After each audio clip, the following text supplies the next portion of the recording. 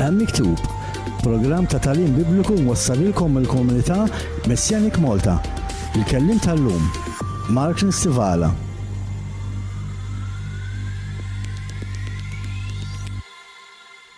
Insellmilkom għal programm ieħor imsejjaħ Hemm Miktub u llum ser nibdew sensiela ġdida, sensiela li għandha tkun interessanti għal ħafna bejn ir-raġuni li mhux kulħadd jaf fuq dal-affarijiet, kif ukoll minħabba verżjonijiet differenti ta' tagħlim li joħorġu minn denominazzjonijiet differenti illi normalment ma jkunux ġejjin mill-kelma tal-Alla, ma jkunux ġejjin minn dak li x'jaħseb il-bniedem tal-li qed jara hu.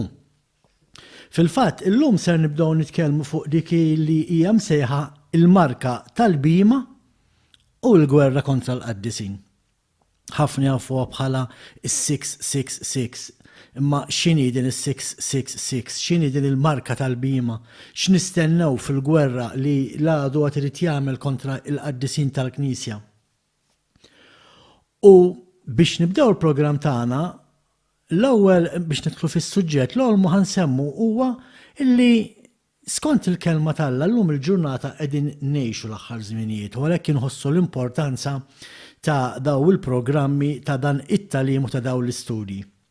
Kif nafu li qed ngħixu l-aħħar żminijiet għaliex jekk naqraw il-kelma naraw fit-Testament il-ġdid f'dak li qalilna Jaxxua innifsu illi fl-aħħar żminijiet qabel jibda ngħidulu aħna l-inkwiet ta' Ġakob, fl-aħħar żminijiet ħanaraw ħafna affarijiet illi fil-fatt qed narawhom illum. Nies illi jħobbu lilhom infushom, nies illi jħobbu l-flus lesti joqtlu għalihom, nies illi jridu jkunu huma kollox tad-di tagħhom biss, qed naraw mibeda u gwerer bej popli, qed naraw ukoll anki inkwiet bej popli tal-istess pajjiż, pereżempju bħalissa għaddejja il-kustjoni fi Spanja u Katalunja.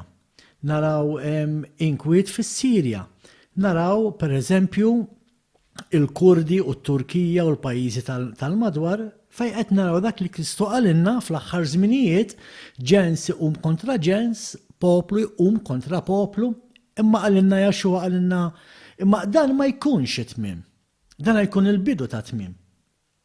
U fil-fatt bħalissa għaddejjem minnu għalhekk inħossu l-ħtieġa ta' dana it-tip ta' tagħlim li ser nagħmlu. U biex niftħu l-programm tagħna il-marka tal-bima u l-gwerra kontra l-qaddisin, irridu ngħidulkom u nenfasizzaw illi dak li aħna nsibu miktub fit-Testament il-ġdid mhuwiex ġdid. Il-kelma stess tgħidilna, issa naraw l-Iskritturi, illi dak li hemm fit-Testament l-Antik huwa bell ta' dak li se jiġri fit-Testament il-ġdid. Pereżempju meta naqraw Salmi ta' David, naraw saħansitra il-mewt tal-passjoni ta' Jaxxua innifsu f'Salm 22. Jekk naraw il-kitbiet ta' Mosè u anke x'jgħidu il-profeti, naraw li jirreferu ħafna għal dak li qed jiġri llum u għad irid jiġri. Iva ħbib tiegħi. Sa naraw kif anke fl-Antik Testament rakkonti illi rridu naqrawhom anke jekk forsi ħafna jgħidu li mhumiex kodba tal-kelma tal-Alla ta' ġol Bibja, imma dik naslu għalija wkoll. Biss biex nibdew dan il-programm ejja naraw x'tedilna il-kelma fuq dak li qed irid jiġri. U jekk immorru fil-ktieb ta' Iżajija, il-ktieb ta' Iżajija kapitlu 46 vers 10 jaqra hekk. Sa mill-bidu narra fit-tmiem u sa minn qabel dak li ma seħħx u ngħid il-ħsieb tiegħi għad iseħħ u nagħmel kull ma rrid. X'qed jgħidilna hekk Jehovah qed jgħidilna? Illi mill-bidu stess ser jarrafna it-tmiem. It-tmiem se narfuh. It-tmiem se nindunaw x'inhu għaliex għax se narawh diġà seħħ fit-Testament l-Antik, hekk imsejjaħ Testament l-Antik. Dina mhix l-uniku skrittura li Jehovah jirreferi għalija.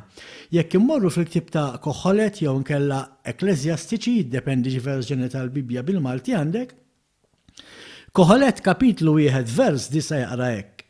Dak li ġa sar u dak li għad isir.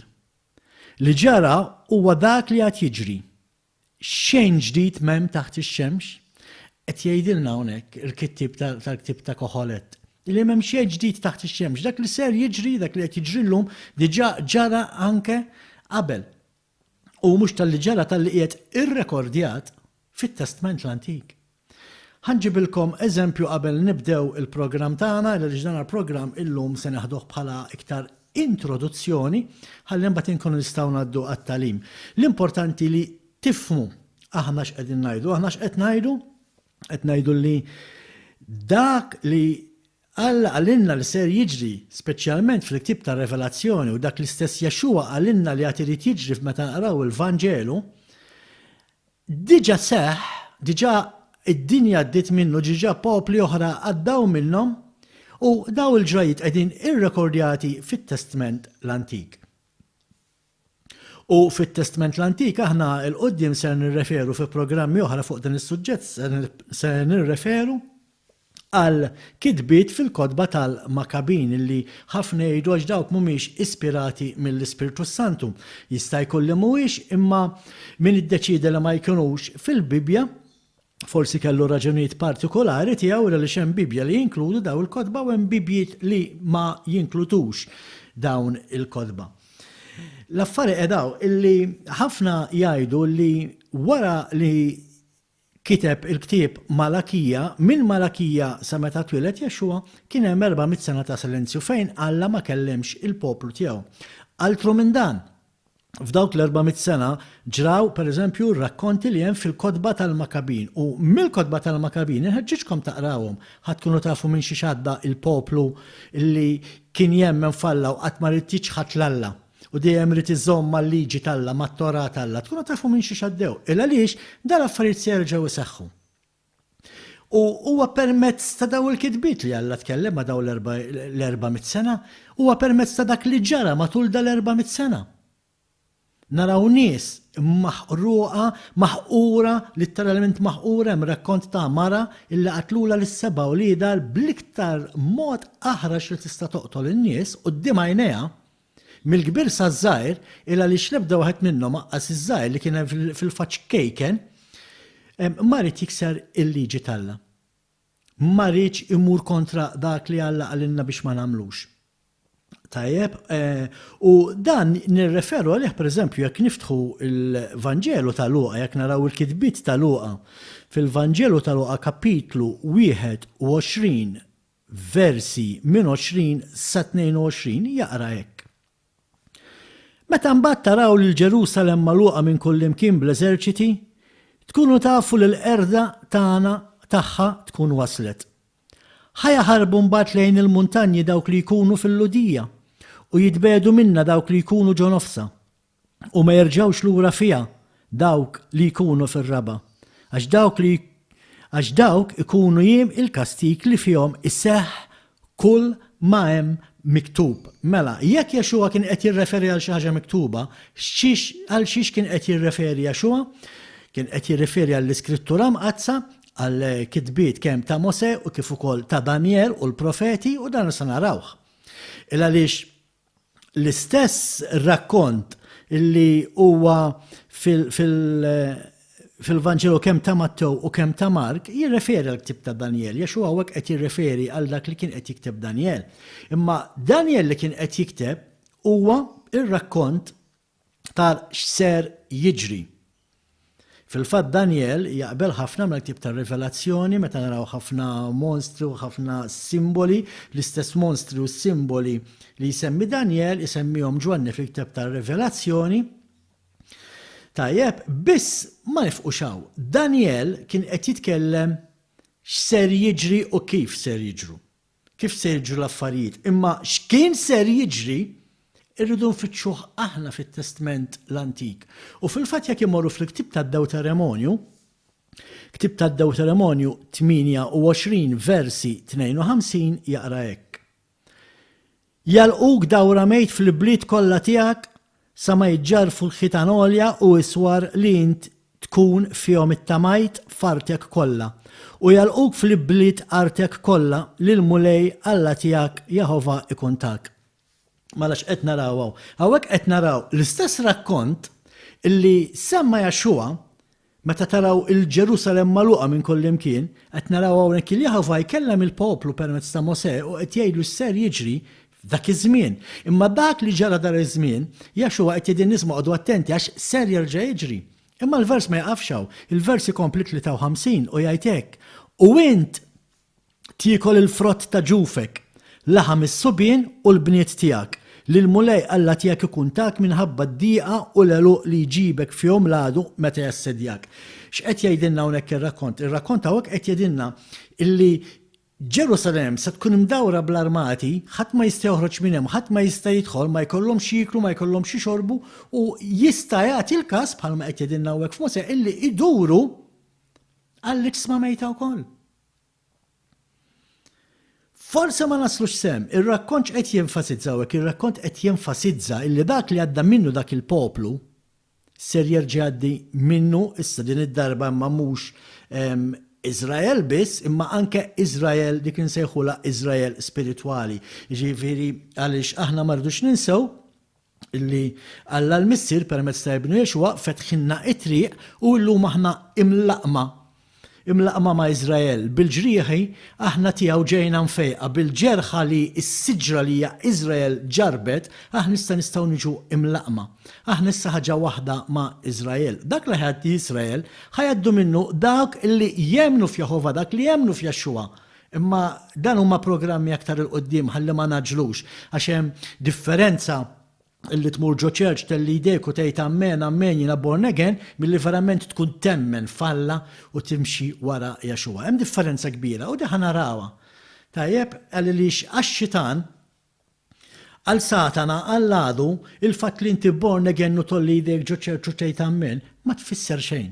Sakemm inti għadek qed temmen u tajt illi llum il-liġi ma tixtot, illum il-liġi Alla ġiet absolita, llum il-liġi Alla m'hemmx għalfejn niffollowjawha, hemmhekk li x-xitan inti m'inti qed tagħmillu l-ebda ħsara, x-xitan tibda tagħmillu l-ħsara, il-mument li inti tajt isma' jiena mulet mill-ġdid, jiena nemmen f'Jaxxua u għaliex nemmen f'Jaxxua issa ħanibda nimxi ħankun obbidjenti u nobdi l-liġi ta' Jehovah. Ħanibda nimxi wara dik il-liġi illi Alla tal il-poplu tiegħu. Għaliex għaliex illum inti sirt parti mill-poplu tiegħu, illum inti li tajt ħajtek lill-mulej. U hawnhekk ħanibdew nidħlu fil-programm tagħna u nitkellmu fuq il-marka tal-bima. Jekk niftħu l-ktib ta' l-Apokalissi, jew nkella verżjoni oħra jissejjaħ Revelazzjoni, dependi il-verżjoni tal-Bibja li għandek nerġa' ngħid, Apokalissi 13 vers 16 u 17 jaqra hekk. Apokalissi kapitlu 13 versi 16 u 17. Hija ġiel lil kulħadd, ġifieri il-bima, hija ġiel lil kulħadd, iż-żgħar u l-kbar, l-onja u l-fuqra, il-ħielsa u l-irsira, kulħadd isillu marka fuq idu l-leminija jew fuq ġbienu. Biex ħadd ma jkun jista' jixtri jew ibih jekk ma jkollokx fuqu il-marka tal-isem, il-bima jew in-numru ta' isimha. Dak li ħafna jsibu bħala is-666. Mela x'qed naraw f'daw iż-żewġ tifrus? Qed naraw li ser tiġi ġurnata li kull maħluq bliġi irid jieħu din il-marka fuq idejh jew fuq moħħu biex ikun jista' jixtri u jbieħ, biex ikun jista' jiekol, biex kun jista' jmantni lilu nnifsu, biex kun jista' jmantni il-familja tiegħu, irid jixtri xi jiekol mela jrid il-flus f'idejh biex ikun jista' jixtri. Mingħajr dik il-marka inti ma tistax tixtri, mingħajr dik il-marka qas ikollok flus f'idejk għax qas tkun tista' tmur taħdem għax ma jtux xogħol. U hawnhekk tibda tinqata bħalma min jistudja l-istorja, pereżempju meta l-Knisja Kattolika Rumana kienet tiskomunika l xi ħadd, kien ikun sinjur kemmu sinjur kien jiġi maqtuħ mis-soċjetà, kien jispiċċa jiftaqar, kien jispiċċa imut bil-ġuħ. U hekk għad irid jiġri il-qoddim għal dawk li verament jemnu u jimxu wara il-kelma ta' Alla. fil-fatt, ħafna jgħidu li din hija l-famuża ċippa. Issa, speċi ta' ċipep hawn ħafna. Illum l-ID cards moderni fihom ċippa. Il-credit cards tal-banek fihom ċippa. Il-passaport digitali illum fih ċippa. Tajd li ma l-ID card xi informazzjoni jkun fiha, mhux in-number tiegħek għada pitada jistgħu jdaħlu l-informazzjoni kollha li hemm bżonn ġo fiha. Jistgħu jdaħlu l-informazzjoni kollha li hemm bżonn fiċ-ċippa tal-ktib tal-bank. Jistgħu jdaħlu dak kollu li hemm bżonn fiċ-ċippa tal-credit card tal-passaport. It-teknoloġija għad tinferex ħafna, trid tikber ħafna. U f'dawn il-famużi ċipep ikun hemm mhux biss ismak kuljum u fejn toqgħod, imma x'tip ta' demm għandek, jekk għandek xi kundizzjoni medika biex jekk jiġrilek xi ħaġa l-isptar ikunu jafu, b'kontijiet tal-bank bħalma diġà qed naraw tista' tħallas, tixtri u tbieħ bil-credit cards daw affarijiet li kollha diġà qegħdin f'idejna. Kulħadd diġà għandu dal-affarijiet. Imma qed naraw u fil-fatt jgħidu li fil-futur qarib, mhux il-bogħod ħafna, anki s-sistema ta' finanzi ħar tispiċċa. Qatt jiġi żmien meta ma jkollniex flus f'idejna illa li xikonna kollox ġo din il-famuża ċippa. Allura inti meta tmur għax-xogħol, flok itik ċekk u flok imur il-bank il-flus inti jkollok iċ-ċippa u l-flus jiġu l-lowdjati hemm. Biex tixtru biex tbieħ tuża din iċ-ċippa u m'għandniex għalfejn noqogħdu nġorru ħafna kartieri b'ħafna muniti u b'ħafna flejjeż żgħar u ħafna karti ġo fiha. Għalkemm jista' jkun li l-fatt li għandna mdorrijin din is-sistema ta' flus f'idejna din għalina tkun sistema tal-biża', imma huwa iktar tal-biża' dak illi jista' jiġri permezz ta' din iċ-ċippa. U qed ngħidilkom dan il-programm qed nużaw bħala introduzzjoni. Nerġa' ngħidilkom ħabib tiegħi, żommu f'moħħkom li dak li hemm miktub fit-Testament l-Antik huwa dell ta' dak li kien ser jiġri u għad irid jiġri fit-Testament il-ġdid. Dan qed titgħallmuh f'kwalinkwa Bible College, xi ħaġa li titgħallimha f'kull knisja. U għalhekk jiena ngħid l-iżbal tal-knejjes moderni meta inti tmuru ta' ħajtek il-mulej u mbagħad jiġu u jgħidulek issa ara inti llum tajt ħajtek il-mulej, millum ibda qra l-Bibja u ibda mit-Testament il-ġdid. Il għaliex? X'inhi l-aġenda illi naqtaw it-Testament l-Antik? Dinna diġà għaddejna minnha, jiena kont inkun l-iskola niftakar kienu jiġu jtuna Bibja żgħira, pocket Bible.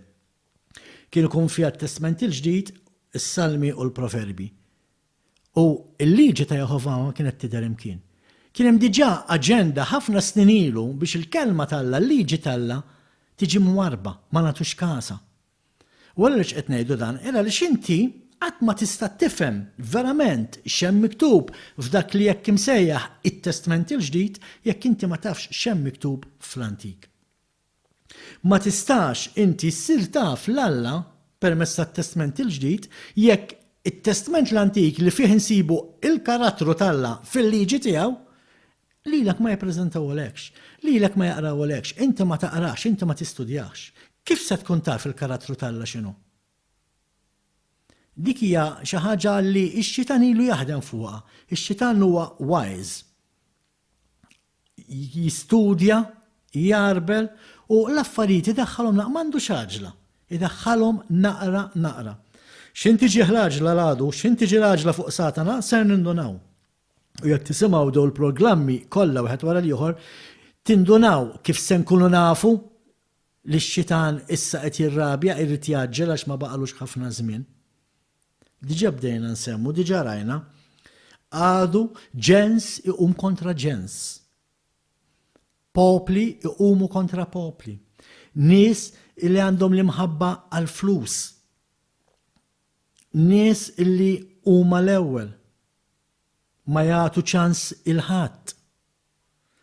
Da kollha qed narawhom dal-affarijiet, qed naraw perverżjoni sesswali tikber mad-dinja kollha, qed naraw gvernijiet idaħlu l-liġijiet illi jmorru kontra l-liġi ta' Jehovah, kontra l-liġi ta' Alla.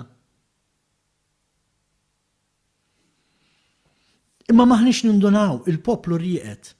Illa li xriqet il-poplu, għax il-poplu ġi mallem illi jisma għandek xalfej taqra il-Testament l-Antik ta' allora du ma jafx minn xiex verament irrit jaddi. U għonek hija waħda mill-problemi ta' ħafna nies illi jedu lek jina tip ta' revelazzjoni jgerfixni meta naqraħ, ma nifmux. Żgur li ma tifmux. Jekk inti m'intix ser taqra x'ġara fit-Testament l-Antik, minn xiex għaddew il-poplu l-oħra, għad minti ħadd tifhem il-tip ta' revelazzjoni kif inhu miktub illum. Jekk issegwi dan il-programmi, pass wara pass, ħatibda tisma', ħatibda tirċievi, u ħatibda tifhem x'hemm miktub fil-ktib ta' revelazzjoni. Mingħajr ma trid waħdek ser tinduna illi dak li qed ngħidu huwa verament minnu. Dak li hemm miktub fit-Testament l-Antik irid jerġa' jseħħ fit-Testament il-ġdid. Huwa dell.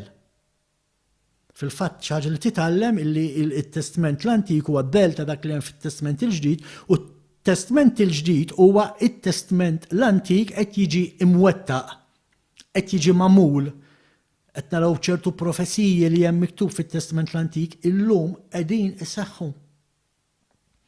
U d-dinja rieda, il-poplu ried, il-Knisja ta' Jaxua rieda.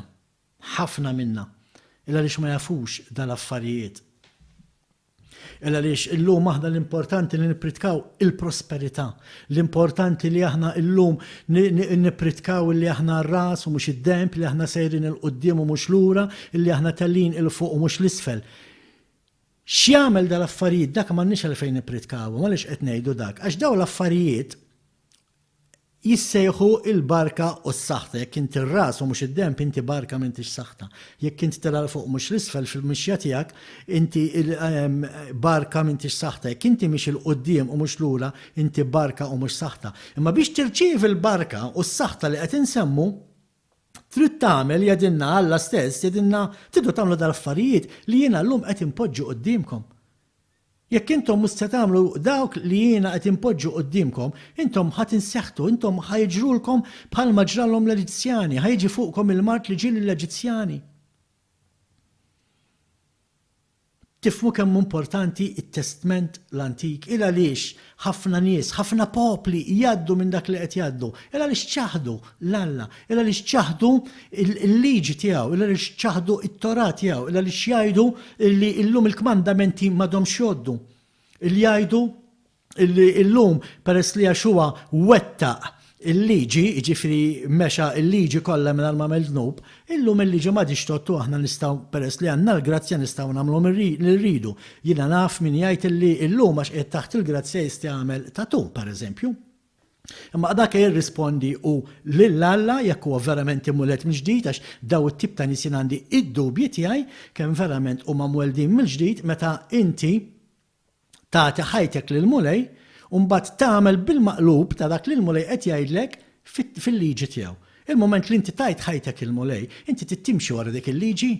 Mhux tgħid il-liġi issa ma tagħtix kasa, inti l-liġi tal-Alla ma kontx qed tagħti kasa meta ma kontx taf il-Alla.